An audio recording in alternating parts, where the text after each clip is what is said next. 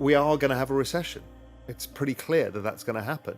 How much has that been priced in? Well, I just did, the year-on-year rate of change of the S&P, I just put it up on Twitter, basically is a predictor for the ISM, which is the predictor for GDP, and the S&P is already pricing in a recession pretty much, as are many things. So it's kind of happening.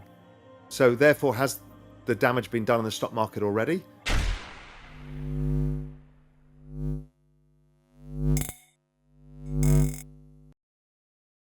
Hey guys, welcome back to Library of Wealth.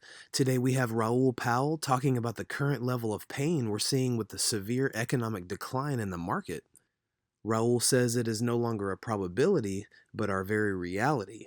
When the Fed announced the multiple interest rate hikes they would be performing this year to combat the record high inflation we're seeing now, this raised concerns with many financial experts because of the economic halt and the effect it may have on the crypto markets across the board.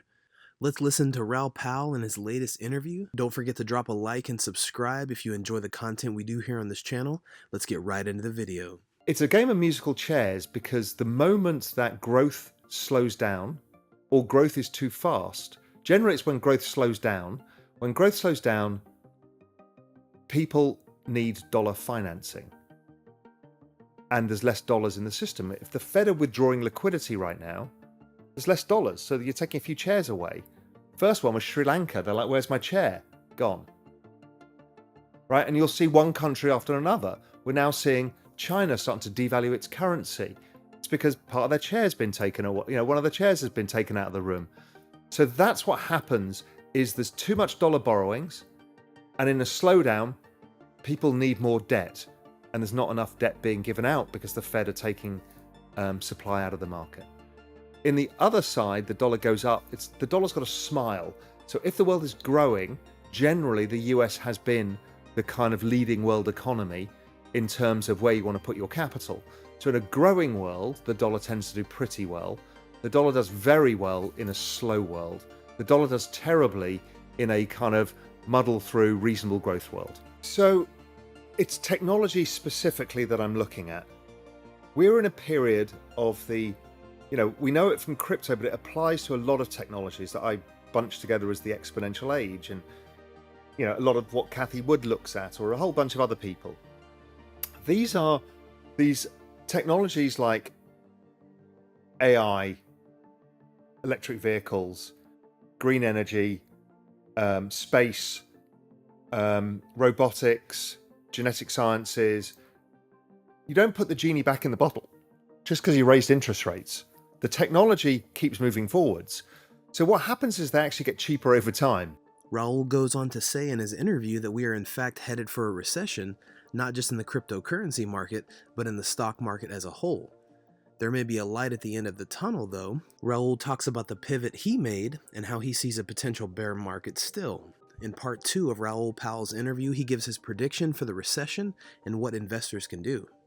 So much the same as crypto, you need to put them into a nice logarithmic channel. And things like Amazon have been in a perfect log channel since it launched. And it sometimes gets 2 standard deviations oversold and maybe 3 standard deviations oversold. And that's usually the sign that you've had a capitulation, unless the network is failing. So Netflix right now, we're questioning, is Netflix a network or is it just a broadcaster where it's on-demand broadcasting? Now, if Netflix developed a community and had a two-way relationship with its customers and maybe a marketplace, it would be valued differently. So maybe this is an S-curve moment where everybody questions, is this going to survive or not? And then it changes its business model or it fails. But is Amazon going to fail here? Literally zero chance. So what we're saying is because of inflation, these stocks are going to get cheap. Because of the interest rate backlog, they're getting cheap.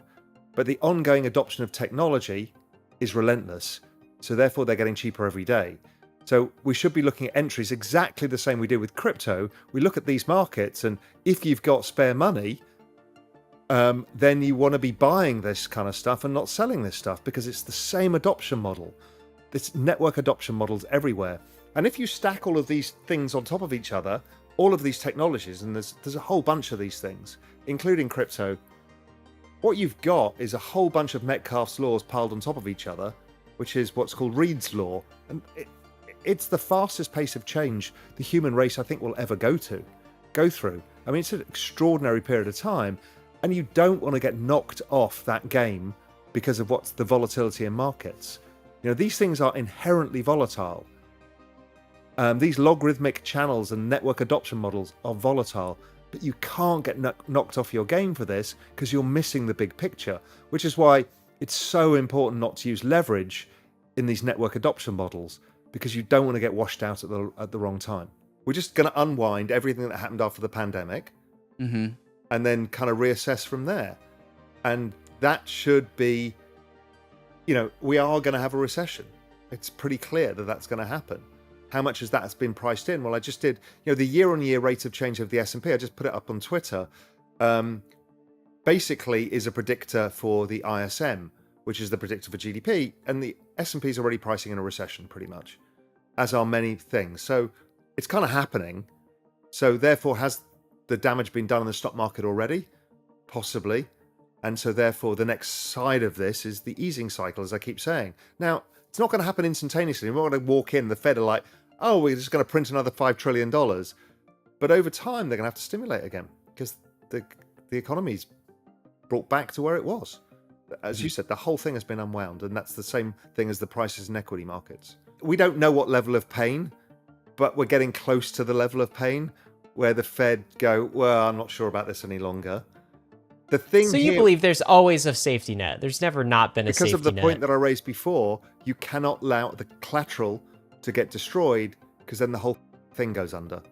So you can't. So, which is why I've pivoted my way of thinking about the world from, I was always looking for the rally to sell, the bear market to trade.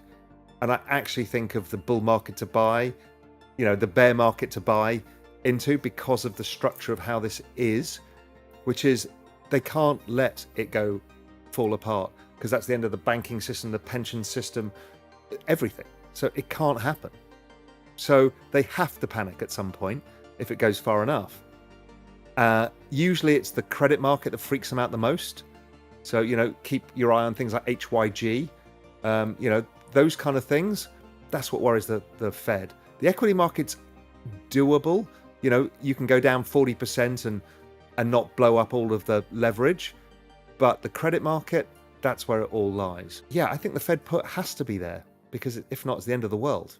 Raoul believes that the Federal Reserve will have to step in if the central bank hits the inflationary threshold. Many experts believe it is make or break for the current banking system, and that the fiat currency world will have to make a drastic correction, or else inevitably it will collapse. We'll be keeping an eye on this. Comment down below on what you think about the direction of the current market. Don't forget to like and subscribe. This is Library of Wealth. We'll see you in the next video.